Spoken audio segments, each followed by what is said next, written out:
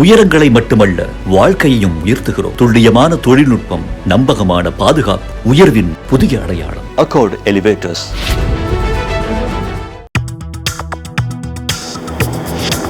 Delivering smiles all around the professional careers. Reach us to reach them. ஆகாயம் நேயர்களுக்கு வணக்கம். CJP அப்படின்ற கட்சியை அறிமுகப்படுத்தி தான் உங்களுக்குலாம் தெரியணும்னு இல்லை, அந்தளவுக்கு அவங்க பிரபலமாயிட்டாங்க. இன்டர்நெட்டில் ஆரம்பித்து போராடி தர்மேந்திர பிரதான் அவர்கள் அமைச்சர் பதவியிலேருந்து போகிற அளவுக்கு ஒரு வேலையை பார்த்து விட்டாங்க. இப்போ அவர்கிட்ட கேட்கும்போது, அந்த கட்சியினுடைய தலைவர்கிட்ட கேட்கும்போது அவர் சில அரசியல் சார்ந்த கருத்துக்கள்லாம் சொல்கிறாரு. அது ஒரு புது டிபேட்டுக்கு வழிவகை செஞ்சுருக்கு. அதை பற்றி தான் நம்ம விரிவாக பேச போகிறோம். சமூக செயற்பாளர் திரு நாதன் அவர்கள் கூட. வணக்கம் சார். வணக்கம். சிஜேபியினுடைய நிறுவனர் அபிஜித் தீப்கே 2 கருத்து சொல்கிறார். ஒன்று என்ன அப்படின்னா, தாவேக்காவை விமர்சித்த ஒரு கருத்து ஒன்றும், இன்னொரு பக்கம் பெஸ்ட்டு சீஃப் மினிஸ்டர்னு எடுத்தால் பினராயி விஜயன் அப்படின்னு ஒரு லிஸ்ட்டு போகிறார். அதில் முதலமைச்சர் ஸ்டாலின் அவர்களும் இருக்கார். இப்போ பிரபல செய்தி ஊடகம் ஒன்று ஒரு செய்தி வெளியிடுறாங்க. என்ன அப்படின்னா, இவங்க தலைமையில் பினராயி விஜயன், சிஎம் ஸ்டாலின் இவங்களுடைய தலைமையில் சிஜேபியோடு சேர்ந்து ஒரு புது கூட்டணியாக மத்திய அளவில் அப்படின்ட்டு. இன்னொரு பக்கம் என்ன அப்படின்னா, இவ்வளோ டீட்டெயில்டாக தமிழ்நாட்டு அரசியலை பார்க்கக்கூடிய இல்லை விமர்சிக்கக்கூடிய தேவை சிஜேபிக்கு இருக்கா? என்ன நடந்துட்டுருக்கு?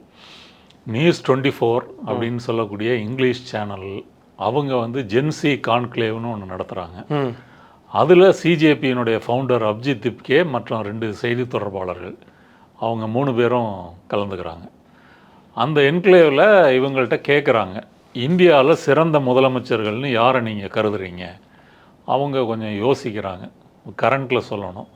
சரி, இப்போ இல்லைன்னா இதுக்கு முன்னாடி இருந்த கூட நீங்கள் சொல்லலாம் அப்படின்னு சொன்னோன்னா அபிஜித் தீப்கே இவங்க 3 பேரையும் சொல்கிறார். யார் 3 பேரை? பினராயி விஜயன் கேரளா. காரணம் சுகாதாரத்துறையில் சாதனைகள் படைச்சிருக்காரு, அதனால் கேரள சிஎம் பினராயி விஜயன். அடுத்ததாக ஆம் ஆத்மியினுடைய கேஜ்ரிவால் டெல்லியில் கல்வியில் சாதனை படைத்திருக்கிறார், அதனால் அவர் அந்த துறையில் சிறந்த சிஎம்.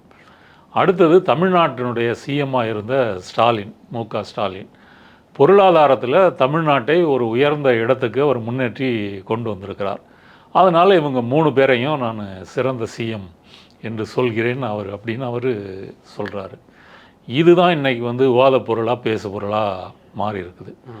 முதல்ல அவர் சொன்னதில் உண்மை இருக்கா அப்படின்னு பார்த்தீங்கன்னா உண்மை இருக்குது.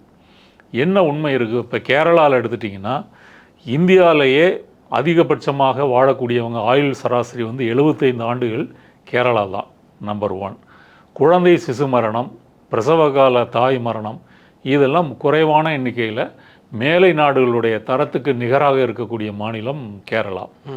எபோலா, கோவிடு இது போன்ற தொற்று நோய்களை கண்ட்ரோல் பண்ணுறதில் உலக அளவில் கவனம் பெற்றது கேரளாவினுடைய சுகாதாரத்துறை மாடல்.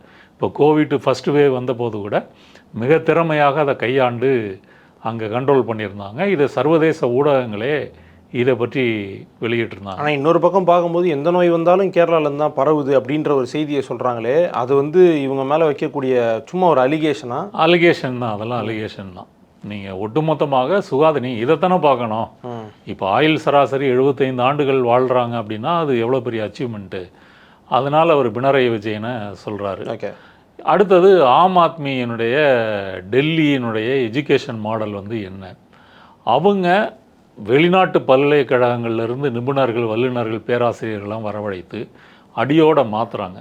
தங்களுடைய ஆசிரியர்களுக்கு ட்ரைனிங் கொடுக்குறாங்க, இன்ஃப்ராஸ்ட்ரக்சரை உயர்த்துகிறாங்க.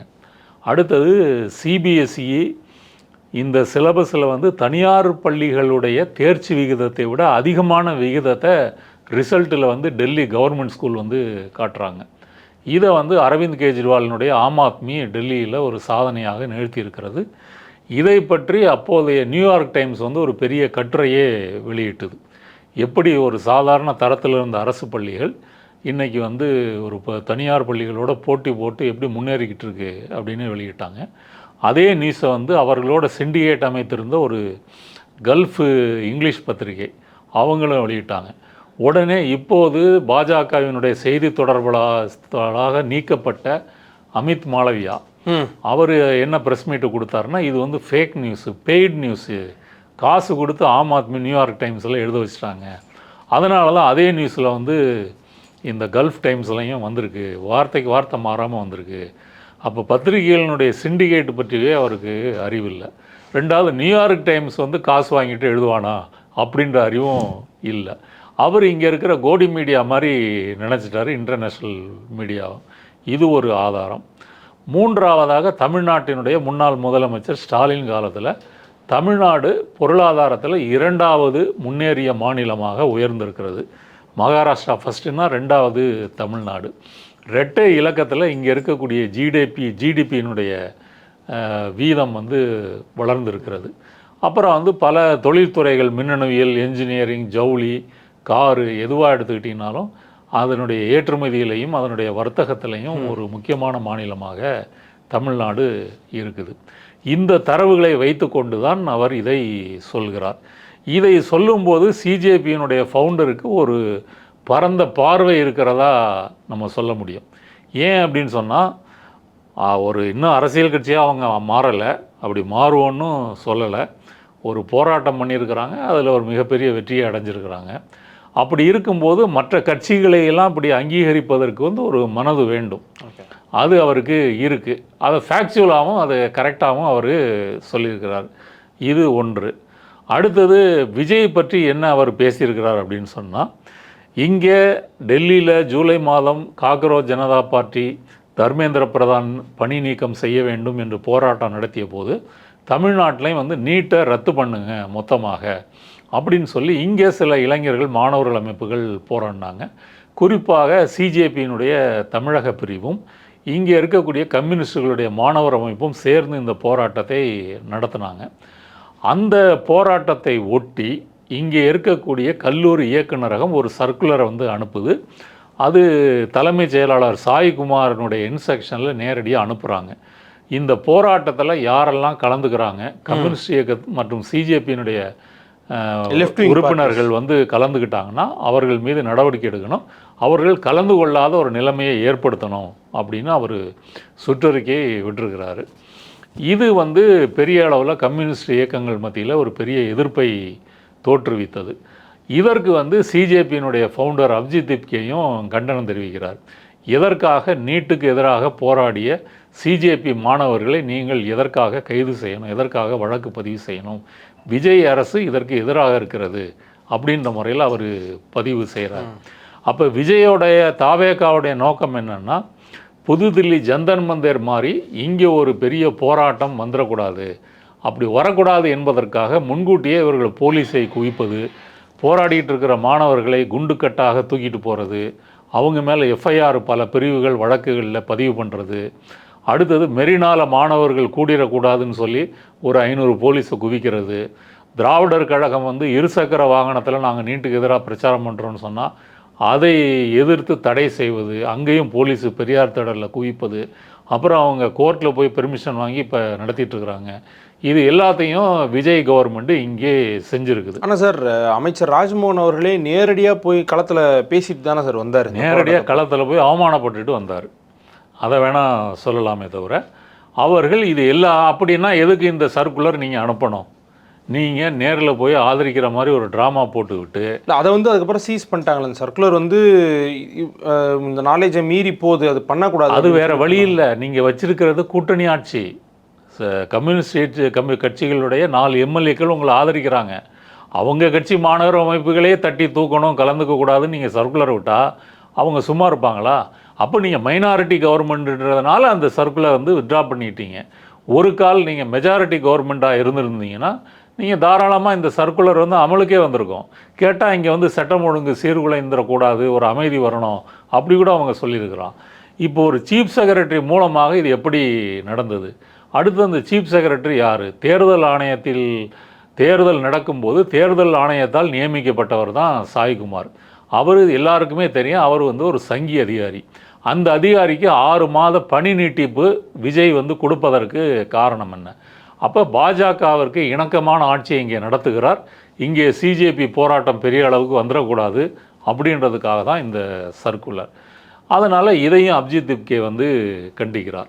அதனால் நீங்கள் சொன்னது ஸ்டாலினை சிறந்த முதலமைச்சர் சொன்னதுன்றதுக்கும் விஜய் கவர்மெண்ட் இப்படி மாணவர்கள் மீது அடக்குமுறையை ஏவி விடுகிறதுன்னு அவர் சொன்னதற்கும் இதுதான் பின்னணி காரணம். ஓகே சார், இப்போது இன்னொரு கேள்வி என்ன அப்படின்னா, ஒரு குறிப்பிட்டு 3 முதலமைச்சரை சொல்கிறாரு. அடிப்படையில் அவங்க எல்லாருமே பாஜகவுக்கு எதிர்நிலையில் அரசியல் பண்ணுறவங்களா இருக்காங்க. சிஜேபியும் அதை தான் சொல்கிறாங்க.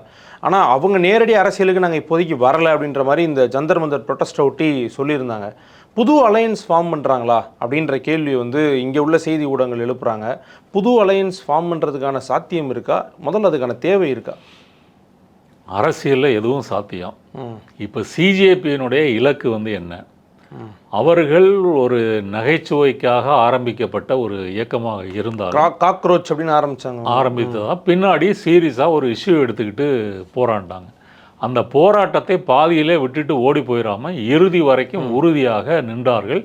அடக்குமுறையும் எதிர்கொண்டார்கள். என்ன அப்படின்னு சொன்னால், வட இந்தியாவில் இளைஞர்களை பொறுத்தவரையும் இந்த பேப்பர் லீக்ஸ் என்பது வந்து ஒரு மிகப்பெரிய பிரச்சனை. அது மோடி பதவிக்கு வந்தது பிறகே கடந்த 12 ஆண்டுகளாக இருக்குது. அதற்கு முன்னாடி நீங்கள் மத்திய பிரதேசம் வியாபம் ஊழல், இந்த மருத்துவக் கல்லூரி சேர்க்கைக்காக வந்து அதுலேயும் பெரிய ஊழல் நடந்திருக்கிறது. அதுலேயும் வந்து பல பேர் சந்தேகத்திற்கான முறையில் இறந்து போயிருக்கிறாங்க. இப்போ வட இந்தியாவை பொறுத்தவரை நீட் தேர்வாக இருக்கட்டும், அரசு வேலையாக இருக்கட்டும், இராணுவ பணி, துணை இராணுவங்களில் சேருவது, இதெல்லாம் ஒரு முக்கியமான ஒரு வேலை வாய்ப்பு. இது நம்ம தமிழ்நாடு தென்னிந்தியா போல் தனியார் நிறுவனங்கள் வேலை வாய்ப்பெல்லாம் அங்கே அதிகம் கிடையாது. அதனால தான் அங்கேருந்து வட இந்திய தொழிலாளிகள் தென்னிந்திய மாநிலம், தமிழகம் உள்ளிட்ட மாநிலங்களை நோக்கி வராங்க. கவர்மெண்ட் எக்ஸாம் ப்ரிப்பேர் பண்ணுவாங்க, ஆர்ம்டு ஃபோர்ஸஸ்க்கு போகிறது எல்லாமே இருக்கும். இப்போ அக்னிவீர் திட்டம் கொண்டு வந்த போது கூட பீகாரில் தான் எதிர்ப்பு வந்து, பீகாரில் ட்ரெயின் எல்லாம் எரித்து போராட்டம் நடத்தினது காரணம் அந்த நிரந்தர இராணுவ வேலைவாய்ப்பை பறித்து விட்டார்கள். அப்போ இந்த கோபம், குமுறல், ஒரு கொந்தளிப்பு போல் அங்கே நிலவிக்கிட்டு இருக்குது.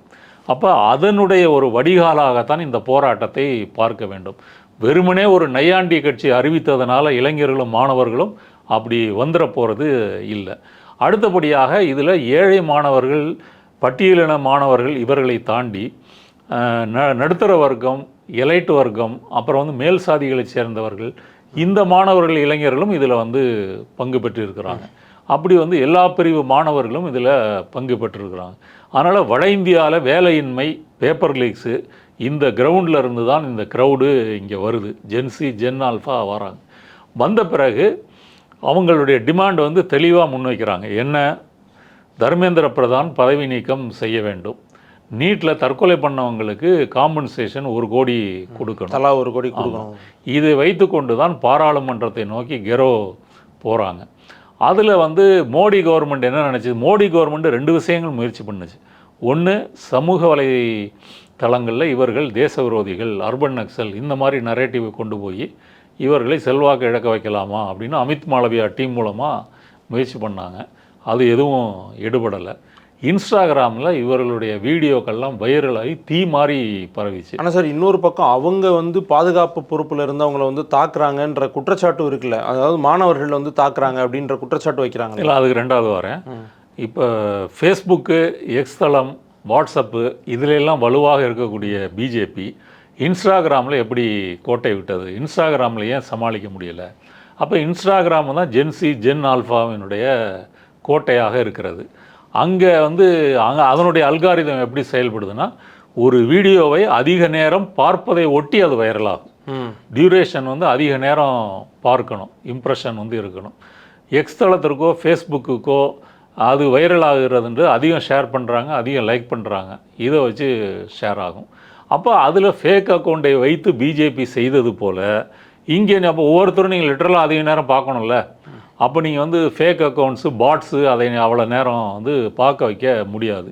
அதில் அவங்க தட்டி தூக்கிட்டாங்க. அடுத்து 2வதாக என்ன முயற்சி பண்ணுறாங்க? நீங்கள் சொன்ன அந்த அடக்குமுறை. அதாவது இந்த பாராளுமன்றத்தை நோக்கி போகும்போது இந்த மாணவர் கூட்டம் ஒரு காக்காய் கூட்டம், இவர்களை தடியடி மூலமாக சிதறடித்து விடலாம் அப்படின்னு வந்து ஒரு கொடூரமான அடக்குமுறையை ஏவி விடுகிறார்கள். இப்போ மாணவர்கள், இளைஞர்களை பொறுத்தவரை சில இடங்களில் நீங்கள் சொன்னதெல்லாம் நடந்திருக்கு. ஆனால் இன் ஜென்ரல் அந்த வாட்டர் கேனாக இருக்கட்டும், தடியடியாக இருக்கட்டும், கண்ணீர் புகை குண்டாக இருக்கும், ஏன் பெல்லட் குண்டுகளை கூட பயன்படுத்தியிருக்கிறார்கள். நம்ம ஊரில் வந்து எலக்ட்ரிக் ஷீல்டு இருக்குன்னா அப்போ தான் தெரியுது. அந்த மாதிரி ஒரு டெக்னாலஜி இருக்குன்னே தெரில. அது அந்த அவங்களுடைய டைரியில் வந்ததுக்கப்புறம் தான் அப்படி ஒன்று யூஸ் பண்ணி தெரியுது. பெல்லட் கன் வந்து 2010 வந்து இங்கே அறிமுகப்படுத்துகிறாங்க, காஷ்மீரில் அறிமுகப்படுத்துகிறாங்க. 2016 6000 காஷ்மீர் மக்கள் மீது பெல்லட் குண்டு அப்படின்றது ஒரு வெடிகுண்டு சிதறல் முழுக்க அவங்க உடம்புல பாயும். கண்ணில் பாயும், பல்லில் பாயும், மூக்கில் பாயும். கண்ணில் பாஞ்சிச்சுன்னா பார்வை போயிடும். அப்போ இவ்வளவும் செய்தும் அந்த போராட்டத்தை இவர்களால் அடக்க முடியவில்லை. சொல்லப்போனால் இந்த அடக்குமுறைக்கு பிறகு, அந்த அடக்குமுறை சம்பந்தமான வீடியோக்கள் வைரலான பிறகு, அதன் பிறகு தான் இந்த போராட்டம் அதிகமாகுது, க்ரௌடு அதிகமாகுது. அதிகமாகிறது மட்டுமல்ல, பாட்னா, அப்புறம் உத்தரப்பிரதேசம், மும்பை, தமிழ்நாடு, பெங்களூரு, இந்தியா முழுவதும் இந்த போராட்டம் பற்றி பரவுகிறது. அப்போ இதை வந்து பிஜேபி 2வது அட்டம்ப்டும் தோல்வி. அப்போ இதன் பிறகு வேறு வழி இல்லாமல் தர்மேந்திர பிரதான் ராஜினாமா செய்கிறார். அதற்கு பிறகு அவர்கள் தற்காலிக வெற்றின்னு சொல்லிட்டு என்ன சொல்கிறாங்க, இப்போ புது டிமாண்டு, ஏற்கனவே உள்ள டிமாண்டு நீட்டுக்கு 1 கோடி காம்பன்சேஷன் கொடுக்கணும். அடுத்தது மாணவர்களை எல்லார் மேலேயும் கேஸ் போட்டிருக்கீங்க, அந்த கேஸை வந்து வித்ட்ரா பண்ணணும். இந்த தடியடிக்கு உத்தரவிட்டவர்கள் போலீஸ் மேலே வந்து கடுமையான ஆக்ஷன் எடுக்கணும். இதுதான் அவர்கள் கவர்மெண்ட்டோட பேச்சுவார்த்தையில் முன்வைத்த கோரிக்கைகள். அது கவர்மெண்ட் வந்து ஓரலாக ஏற்றுக்கிட்டாங்க. இப்போ அந்த கோரிக்கைகள் ஏற்றுக்கொள்ளப்படவில்லை, அமலுக்கு வரவில்லை என்று சொல்லி செப்டம்பர் 5ஆம் தேதி ஒரு போராட்டத்தை காக்ரோச் ஜனதா பார்ட்டி அறிவிச்சிருக்கு. அப்போ இந்த சீக்வன்ஸ் எல்லாம் வந்து சேர்த்து பார்க்கும்போது ஒரு நையாண்டி இயக்கம் ஒரு அரசியல் சார்ந்து வலுப்பெறக்கூடிய ஒரு இயக்கமாக மாறி இருக்கிறது. இந்தியாவிலே வீழ்த்த முடியாத ஒரு மோடி என்ற ஒரு சர்வாதிகாரியை அவருடைய கல்வி அமைச்சரின் பணி நீக்கம் செய்ய வைத்து வீழ்த்திருக்கிறது. அப்படின்ற நிலைமைக்கு வரும்போது இவங்க ஆட்டோமேட்டிக்காக இவங்க ஒரு பொலிட்டிக்கல் ஃபோர்ஸாக எமர்ஜ் ஆகிறாங்க. அந்த யதார்த்தத்தை நம்ம வந்து மறுக்க முடியாது. அதிலிருந்து நீங்கள் பார்க்கும்போது வீழ்த்த முடியாத மோடியை, தேர்தலிலே வெல்ல முடியாத பாரதிய ஜனதாவை ஏன் வெல்ல முடியாது அப்படின்ற ஒரு நம்பிக்கையை இளைஞர்களுக்கும் வட இந்திய மக்களுக்கும் இந்த போராட்டம் வந்து கொடுத்துருக்குன்றதுனால கண்டிப்பாக காக்ரோச் ஜனதா பார்ட்டி எதிர்காலத்தில் அப்படிப்பட்ட ஒரு அரசியல் கட்சியாக மாறுவதற்கு எல்லா விதமான வாய்ப்புகளும் சாத்தியக்கூறுகளும் இருக்குது. இதில் நீங்கள் சொன்னது போல் திமுக, கம்யூனிஸ்டுகள், ஆம் ஆத்மி தான் சொல்லியிருக்கிறாரே தவிர காங்கிரஸ்லேருந்து ஒரு முதலமைச்சரை கூட சொல்லலை. காங்கிரஸ்லேருந்தே ஆரம்பத்துலேருந்தே ஒரு டிஸ்டன்ஸை மெயின்டைன் பண்ணுறாங்க. ஏன்னா அப்போ ராகுல் காந்தி செய்த சில ஸ்டெண்டுகளாக இருக்கட்டும். இல்லை, இப்போ நம்ம ஊர் காங்கிரஸில் இருக்கவங்க சொல்லும்போது ராகுல் காந்தி அவர்கள் அந்த போராட்ட காலத்துக்கு போனதுக்கப்புறம் தான் அதுக்கே ஒரு வெற்றி கிடைச்சதுலாம் சொல்லியிருந்தாங்க. எவ்வளோ அநியாயம்! இதை வந்து காங்கிரஸ் அவர் போன அப்புறம் ஒரு புது அட்டென்ஷன் கிடைச்சது இல்லை. ஆனால் அது ஒன்றும் கிடைக்கல. நீங்கள் வந்து புது அட்டென்ஷன் கிடைச்சது வந்து இந்த தாக்குதல் வீடியோக்கள்லாம் வைரலான பிறகு தான் க்ரௌடு அங்கே சேர்ந்துச்சு. ராகுல் காந்தி அமித்ஷாவை கேள்வி கேட்டு ஏதாவது பண்ணலான்னு முயற்சி பண்ணார். பாராளுமன்றத்தில் ஒன்றும் பண்ண முடியலை. சரி, ஓகே, அவரோ இந்தியா கூட்டணி கட்சிகளோ அந்த அளவுக்கு செஞ்சுருக்கிறாங்கன்றதை நம்ம அங்கீகரிக்கலாம். இப்போ கேள்வி என்னென்னா, காக்ரோச் ஜனதா பார்ட்டி அந்த பொலிட்டிக்கல் ஃபோர்ஸாக வரும்போது அவர்கள் ஏற்கனவே பிஜேபியை வந்து வீழ்த்த முடியும்னு ஒரு நம்பிக்கையை காமிச்சிட்டாங்க.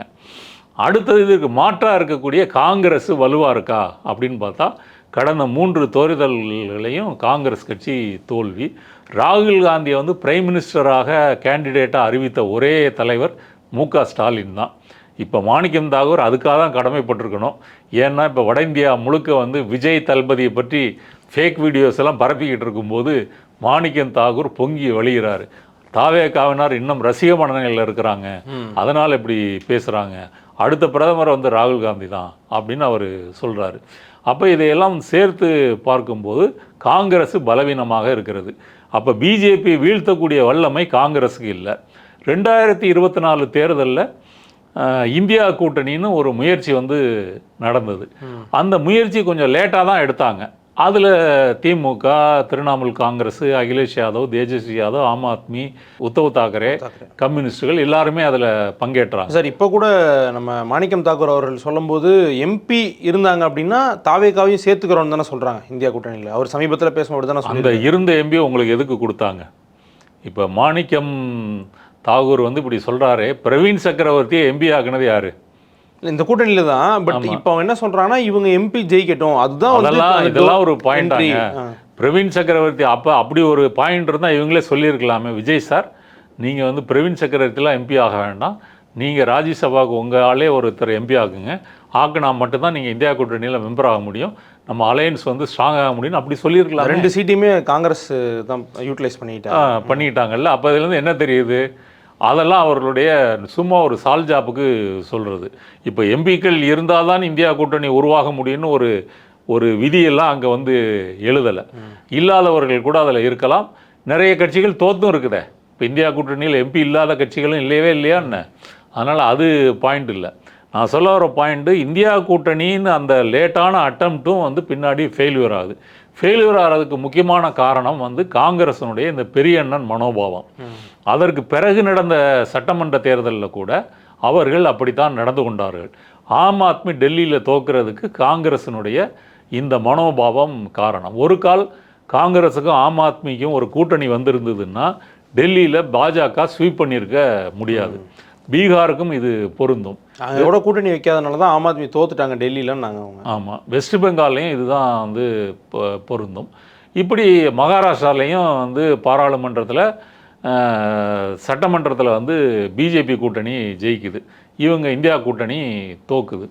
அப்போ இதையெல்லாம் வைத்து பார்க்கும்போது காங்கிரஸ் வந்து அதற்கு தலைமை தாங்கக்கூடிய இதை வந்து சக்தியை இழந்து விட்டது. ஆனால் தேசிய அளவில் அவங்க தானே சார் அதுக்கு ஒரு ஃப்ரண்ட்டாக இருக்காங்க, ஃப்ரண்ட்டாக பார்க்கப்படுறாங்க.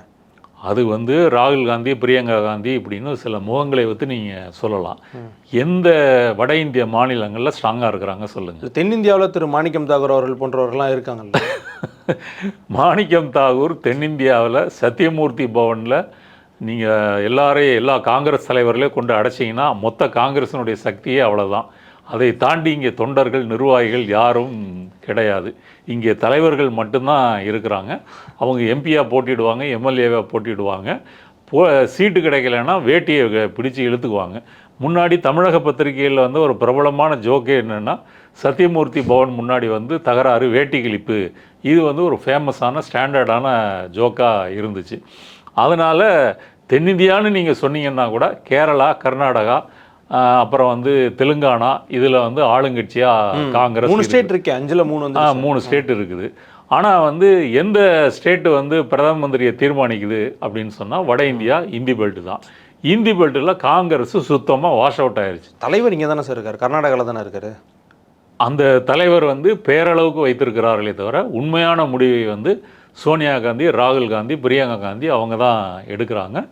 லீடர் ஆஃப் ஆப்போசிஷன் வந்து ராகுல் காந்தி தான். இப்போ இவருக்கு கார்கேவை பற்றி நீங்கள் சொல்கிறீங்க. இப்போ கார்கேக்கு கூட பிஜேபி ஒரு அட்டூழியம் பண்ணியிருக்கு. என்ன பண்ணிச்சுன்னா, உத்தரகாண்டில் ஒரு பொதுக்கூட்டத்தில் பேசுகிறாரு. ராமலீலா மைதானம்னு ஒரு கிரவுண்டில் பேசுகிறாரு. பேசிட்டு வந்த பிறகு அவர் ஒரு தலித் என்ற காரணத்துக்காக ராம்சேனா, ஸ்ரீராம் சேனா அப்படின்னு சங்க பரிவாரத்தினுடைய ஒரு அமைப்பு அங்கே போய் தீட்டுக்கழிக்கிற சடங்கை செஞ்சுருக்கிறாங்க. இதை வந்து மனன் வந்து கார்கே வந்து பேசுகிறார், இதற்கெல்லாம் நான் அஞ்சு போனோம்ல அப்படின்னு சொல்லி. அப்போது ஒரு காங்கிரஸ் தலைவர் தலித்தாக இருக்கிறாருன்னு சொல்லி அவர் உத்தரகாண்டில் பேசியிருக்கிறாருன்னு சொல்லி தீட்டுக்கழிப்பு செய்கிறாங்கன்னா இதை காங்கிரஸ் எவ்வளோ பெரிய இஷ்யூ ஆக்கியிருக்கணும். ஆனால் ஆக்க முடியலையே. அந்த அளவு தான். ஏன்னா அதனுடைய பலம் அப்படி தான் இருக்குது. ரெண்டாவது இந்தி பெல்ட்டினுடைய மனோபாவம் அப்படி தான் இருக்குது. அப்போ நீங்கள் மகாராஷ்டிரா, குஜராத்து, ராஜஸ்தான், மத்திய பிரதேசம், சத்தீஸ்கர், ஜார்க்கண்டு, பீகார், ஹரியானா, பஞ்சாப், ஹிமாச்சல் பிரதேஷ், ஜம்மு காஷ்மீர், இந்த மாநிலங்கள்லாம் நீங்கள் எடுத்துக்கிட்டிங்கன்னா இப்போ ஜம்மு காஷ்மீர், பஞ்சாப்லாம் ஹிந்தி பெல்ட்டில் வராது. மற்ற மாநிலங்களை எடுத்துக்கிட்டிங்க அப்படின்னு சொன்னால் அதில் காங்கிரஸ் சுத்தமாக இல்லை, ஆளுங்கட்சியாகவும் இல்லை. ஹிமாச்சல் பிரதேசத்தில் மட்டும் இருக்கிறாங்க. மற்ற இதில் வந்து ஒரு எதிர்கட்சியாக கூட அவங்களால பெர்ஃபார்மன்ஸ் பண்ண முடியலை. காங்கிரஸில் இருக்கக்கூடிய தலைவர்கள் நாளொரு வண்ணம் பொழுதொரு மேனியாக பிஜேபியில் சேர்ந்துக்கிட்டு இருக்கிறாங்க. சிஎம் ஆயிடுறாங்க வேறு. ஆமாம் சொன்னாப்புல நீங்கள் இப்போ திரிணாமுல் காங்கிரஸ்லேருந்தும் சேர்ந்து சிஎம் ஆகிருக்கிறாங்க. மகாராஷ்டிராவில் துணை முதலமைச்சர் ஆகிருக்கிறாங்க. யார்? சிவசேனாவில் இருந்து. இது எல்லாமே நம்ம வந்து பார்த்துக்கிட்டு இருக்கோம். அப்படி இருக்கும்போது வட இந்தியாவில் நீங்கள் ஒரு சைஸபிளான ஒரு செக்ஷன் வந்து எடுக்கலை அப்படின்னா நீங்கள் அடி வாங்கிறீங்க. ரைட்டு. இப்போ அந்த இடத்துக்கு வந்து சிஜேபி வர வாய்ப்பு இருக்கா இல்லையா? இருக்குது. ஏன் இருக்குது? மக்கள் மத்தியில் உள்ள யதார்த்தமும் சரி, வேலையின்மை, அதிருப்தி, போராட்டம், இந்த போராட்டத்தினுடைய வெற்றி, இந்த காரணமாக சேனலைஸ் பண்ணுறாங்க. அவங்க வந்து பண்ணுறாங்க. என்ன சார், அவங்களுக்கே ஒரு போராட்டம்னா திரு ராகுல் காந்தி அவர்கள் தானே வர வேண்டியதாக இருக்குது. அவர் வந்து தான் நியாயம் வாங்கி கொடுக்க வேண்டியதாக இருக்குது. ராகுல் காந்தி வந்ததுனால தான் இந்த போராட்டம் வெற்றி பெற்றுச்சு அப்படின்றத ராகுல் காந்தியை நம்ப மாட்டார். ரெண்டாவது, ராகுல் காந்தி இந்த போராட்டத்தில் காக்ரோச் ஜனதா பார்ட்டி, அபிஜித் திப்கே இந்த வார்த்தையை எங்கேயாவது பயன்படுத்தியிருக்கிறாரா? உங்களுக்கு நான் சவால் விடுறேன். ஒரு முறை ஏதாவது சொல்லியிருக்காரா? கிராஸ் செக் பண்ணலாமா? பண்ணுங்க. பண்ணிவிட்டு நீங்கள் வீடியோவில் இருந்தால் கூட நீங்கள் சொல்லுங்கள். ஒரு முறை கூட அவர் சொன்னதில்லை. ஏன் சொன்னதில்லை சொல்லுங்கள். எல்லாரும் சொல்கிறாங்கல்ல. அப்போ அவர் என்ன சொன்னார்? இளைஞர்கள் போராடுறாங்க, மாணவர்கள் போராடுறாங்க, ஜென்சி போராடுறாங்க, ஏன் சிஜேபின்னு சொல்லலை? அப்போ ராகுல் காந்திக்கு தெரியுது. என்ன தெரியுது? இவர்கள் நமக்கு போட்டியாக வருகிறார்கள், இந்த தலைவர்கள் நமக்கு போட்டியாக வந்துட்டாங்கன்னா நம்மளுடைய சீட்டு வந்து இங்கே காலி ஆயிரும் அப்படின்றதுனால அவர் பெயரே அவர் சொல்லவில்லை. ஸோ இந்தி பெல்ட்டில் இவங்க ஸ்ட்ராங்காக உருவாயிட்டாங்க. நீங்கள் சொன்னது போல் சவுத்தில் வந்து சிஜேபிக்கு அவ்வளோ பெரிய ஹோல்டு இல்லை. இங்கே வந்து மற்ற கட்சிகள் தான் இருக்குது. சரி, இப்போ அந்த கட்சிகள்னு வரும்போது காங்கிரஸ் பிஜேபிக்கு மாற்றாக யார் இருக்கிறா? திமுக இருக்குது, கம்யூனிஸ்டுகள் இருக்கிறாங்க. அப்போ இதை வைத்துக்கொண்டு நீ அப்புறம் வந்து டெல்லியில் ஆம் ஆத்மி இருக்குது, ஹிந்தி பெல்ட்டில் ஆம் ஆத்மி இருக்குது, அப்புறம் பஞ்சாப்லேயும் அவங்க ஆளுங்கட்சி. அப்புறம் நீங்கள் மம்தா பானர்ஜியும் காங்கிரஸோட ரொம்ப சுமூகமான உறவெல்லாம் வச்சுருக்காங்கன்னு சொல்ல முடியாது. அவங்க சொந்த கட்சியே இன்றைக்கி பிஜேபியினால் வந்து பிரிக்கப்பட்டு எம்எல்ஏ எம்பிக்கள்லாம் விலைக்கு வாக்கப்பட்டு ஒரு நெருக்கடியான நிலைமையில் அவங்க இருக்கிறாங்க. அவங்களும் தான் ஆக்சுவலாக காங்கிரஸ் மேலே குற்றச்சாட்டு வைக்கிறாங்களா சார்? ஒரு கோalition சரியா இல்லை அப்படின்றத வைக்கிறாங்க. அதனால் இவங்க அப்புறம் வந்து உத்தவ் தாக்கரே இவங்களெல்லாம் வந்து சிஜேபியோட சேரலாம், காங்கிரஸை விட்டுட்டு சேரலாம் அப்படின்னா அதற்கு எல்லா வாய்ப்புகளுமே இருக்குது. ஏன்னா இன்னும் இருக்கிறது 3 வருஷம். என்ன சார் ஏதோ வாழ்ந்து கேட்டவங்க லிஸ்ட்டு மாதிரி வாழ்ந்து கேட்டவங்க லிஸ்ட் இல்லை, இன்னும் வந்து 3 வருஷம் இருக்குங்க. 2029 பாராளுமன்ற தேர்தலுக்கு. அந்த பாராளுமன்ற தேர்தலில் பிஜேபி வந்து இப்போ கவலைப்படுவது, அதனுடைய முக்கியமான கவலை நம்பர் 1 எதிரி யாருன்னா சிஜேபி தான். அவர்கள் காங்கிரஸை பற்றி கவலைப்படவில்லை, இந்தியா கூட்டணி பற்றி கவலைப்படவில்லை. இந்தியா கூட்டணியில் திமுக தமிழ்நாட்டில் தோற்று போச்சு, விஜய் வந்துட்டார். விஜய் அவங்களுக்கு கையடக்கமாக அவர்கள் சொல்வது போல் இங்கே ஆட்சி பண்ணிகிட்டு இருக்கிறாரு, அமித்ஷா சொல்வது போல் ஆட்சி பண்ணிகிட்டு இருக்கிறாரு. அப்புறம் மம்தா பானர்ஜி கட்சியை உடைச்சாச்சு, இங்கே சிவசேனாவையும் வந்து உடைச்சாச்சு, இருக்கிற எம்பிக்களையும் கொண்டு வந்தாச்சு. காங்கிரஸை பற்றி சொல்லவே வேணாம், அங்கே உடைப்பதற்கு ஒன்றுமில்லை, இழப்பதற்கு ஒன்றுமில்லை. இப்படி இருக்கும்போது பிஜேபி தலைவலியாக கருதுவது சிஜேபி தான். இப்போ நரேந்திர மோடி வம்படியாக இன்ஸ்டாகிராமில் போய் அந்த நேச்சுரலாக கேமரா வைத்து பேசி அது ட்ரோலாக வேண்டிய அவசியம் என்ன? அவர் ஆனால் அது பேசாமல் இருக்க முடியல சார். பேசுனது இந்த ரீசனுக்காகன்னு சொல்கிறாங்க. பேசுனதுனால வந்து ஜென்சியும் ஜென் ஆல்ஃபாவும் இன்ஸ்ட்ரக்ஷன் கொடுக்குறாங்க, நீங்கள் கேமரா ஆங்கிளில் இப்படி பேசணும், மூக்கை இப்படி வைக்கக்கூடாது, கொஞ்சம் பின்னாடி தள்ளி வைக்கணும், இதெல்லாம் பேசணும், இந்த வார்த்தைகள்லாம் பயன்படுத்தக்கூடாது அப்படின்னு கிளாஸ் எடுக்கிறாங்க. அப்போ நான் என்ன சொல்ல வரேன்னு சொன்னால், பிஜேபிக்கு வந்து அது பிரதானமாக ஆகிப்போச்சு. இப்போ ஒட்டுமொத்தமாக அவருடைய சமூக வலைத்தள டீமை நீக்கிட்டு, அமித் மாளவியா டீமை நீக்கிட்டு சத்தீஸ்கர், பீகார் இங்கேருந்து ஒரு யங் டீமை கொண்டு வந்திருக்கிறாங்க. சரி, இவங்கள்லாம் யாருன்னா இவங்களும் கடந்த காலத்தை அமித் மாளவியா மாதிரி ஃபேக் நியூஸ் பரப்பிக்கிட்டு இருந்தவங்க தான். அதில் கோட்சேவை பாராட்டி ட்விட்டு போட்டவர்கள்லாம் உண்டு. இப்போ இவர்கள்லாம் இவங்கள்லாம் தெரிவு செய்யப்பட்ட பிறகு தங்களுடைய பழைய ட்விட்டுகளை அழித்து கொண்டிருக்கிறார்கள். அழிச்சிக்கிட்டு இந்த டீம் வந்து புதுசாக வருது. அடுத்து பிஜேபியில் 5 பேர் கொண்ட கமிட்டி வந்து போடுறாங்க. எதுக்காக? ஜென்சி ஜென் ஆல்ஃபாவை வந்து கவர் பண்ணணும், நீங்கள் பல்கலைக்கழகங்களுக்கு போகணும். இப்போ புதுசாக இந்த கோஷ்டிகள்லாம் வந்து யார்? இந்த கோமூத்திரத்தை தூக்கி பிடிக்கின்ற இந்த கோஷ்டி வந்து மாணவர்களே இளைஞர்கள்ட்டையும் போனால் அது எங்கேயாவது வந்து அவங்கள்ட்ட வந்து கனெக்ட் ஆகுமா? அவங்களோட ஒரு பாண்டிங் ஏற்படுமா? ஏற்படவே ஏற்படாது. இப்போ பிஜேபி, நான் சொல்ல வர பாயிண்ட்டு, பொலிட்டிக்கலாக கவலைப்படுறது சிஜேபி தான், நல்லா புரிஞ்சுங்க. அப்போ சிஜேபியை வீழ்த்த வேண்டியது பிஜேபியினுடைய கடமையாக இருக்குது. இல்லைன்னா இதுவரை இல்லாத அளவு 29 தேர்தலில் நமக்கு வந்து பயத்தை காட்டிட்டான் பரமான்ற மாதிரி மாற்றிடுவாங்க அப்படின்னு அவங்க பயப்படுறாங்க. ஸோ சிஜேபி அந்த இடத்துல இருக்குன்றது ஒரு யதார்த்தம், நிதர்சனம், உண்மை. அப்படி இருக்கும்போது சிஜேபியிலும் அப்படி ஒரு அரசியல் கட்சி வந்து எமர்ஜ் ஆகி இந்தியாவுக்கு பிஜேபிக்கு வந்து ஒரு போட்டி கொடுக்கக்கூடிய ஒரு நிலைமையை உருவாக்க முடியும்னா அதுக்கு இது எல்லாமே வந்து கரெக்டாக இருக்குது. அந்த வகையில் அவர் சொன்ன பெஸ்ட்டு 3 மாநிலங்கள், பெஸ்ட்டு 3 சிஎம் என்பது கரெக்டாக மேட்ச் ஆகுது. அதனால் அதுக்கு வாய்ப்பு இல்லைன்றதை மறுக்க முடியாது. ஓகே சார், இறுதி கேள்வி 2 கேள்வி சுருக்கமாக கேட்டுறேன். ஒன்று என்ன அப்படின்னா, சிஜேபியை வந்து ரொம்ப ட்ரஸ்ட் பண்ணி ரொம்ப டெப்த்தாக போகிறோமா அப்படின்ற ஒரு கொஷின் வருது. இப்போ தான் வந்திருக்கிறாங்க, அவங்க அனௌன்ஸ் பண்ணுறாங்க, அடிப்படையே மாறுது. அவங்க சொல்கிறது வந்து ஃபேர் நீட்டு, தமிழ்நாட்டில் பல கட்சிகள் சொல்கிறது வந்து பேன் நீட்டுன்ற மாதிரி இருக்குது. ஸோ ரொம்ப நம்ம வந்து சிஜேபியை வந்து ஃபேவராக பண்ணிக்க வேண்டாம் அப்படின்ற ஒரு குற்றச்சாட்டு. 2வது கேள்வி என்ன அப்படின்னா, டிஎம்கே வந்து காங்கிரஸை ஒரு நல்ல ஆலையாக பார்த்தாங்க. நீங்கள் சொன்ன மாதிரி ராகுல் காந்தி அவர்களை உயர்த்தி பிடிச்சதாக இருக்கட்டும், பல விஷயமா இருக்கட்டும், இன்றைக்கி நேர் எதிரான சூழல் ஆயிடுச்சு. சட்டமன்றமே அதுக்கு ஒரு உதாரணம். அப்படி இருக்கும்போது இவ்வளோ பட்ட திமுக வந்து சிஜேபியை திரும்ப நம்புவாங்களா? பொதுமக்கள் சிஜேபியை நம்புவாங்களா இல்லை திமுக சிஜேபியை நம்புவாங்களா? இந்த கூட்டணி சாத்தியமான்ற ஒரு கேள்வி வருது இல்லை? சிஜேபியை பொறுத்தவரை அவங்க ஒரு அரசியல் கட்சியாக மாறலை, ஒரு அரசியல் கட்சிக்குரிய கட்டமைப்பு வந்து இல்லை, இதுல எல்லாம் அவர்களுடைய பலவீனம், ஒரு பெரிய ப்ராசஸ் இருக்கு அப்படின்றது உண்மைதான். ஆனால் ஒரு கட்சியை உருவாக்குறது, ஒரு கட்டமைப்பை உருவாக்குறது எதுவுமே இல்லாமல் ஒரு சினிமா நடிகரால் சாத்தியமாயிருக்குன்ற போது ஒரு இளைஞர் படையால் ஏன் சாத்தியமாக முடியாது? இப்போ தமிழ்நாட்டில் தாவேகாவுக்கு இன்னமும் கட்டமைப்பு இருக்குதா? இல்லை. நீங்கள் ஏதாவது ஒரு தொகுதியில் போய் உங்கள் எம்எல்ஏ யாருன்னு கேட்டால் நிறைய பேருக்கு தாவேகா எம்எல்ஏ யாருன்னு தெரியாது. அதே போல் விஜய்க்கே தெரியாது நம்ம எந்தெந்த எம்எல்ஏ நம்ம கட்சியில் ஜெயிச்சு வந்திருக்கிறாங்கன்னு விஜய்கிட்ட கேட்டிங்கன்னா கூட தெரியாது. அடுத்ததாக யாருமே பிரச்சாரத்துக்கு எல்லா இடங்களுக்கும் போகலை, நன்றி தெரிவித்தும் போகலை. விஜய் சொன்னாருன்னு ஓட்டு போட்டிருக்காங்க. இப்போ ஜெயிச்சு வந்த பிறகு இவங்க மற்ற கட்சிகளில் இருந்து எம்எல்ஏக்களை சேர்க்குறாங்க, நிர்வாகிகளை சேர்க்குறாங்க, பதவிகளை அறிவிக்கிறாங்க, கட்டமைப்பை உருவாக்குறாங்க, இதெல்லாம் செஞ்சிட்ருக்குறாங்க.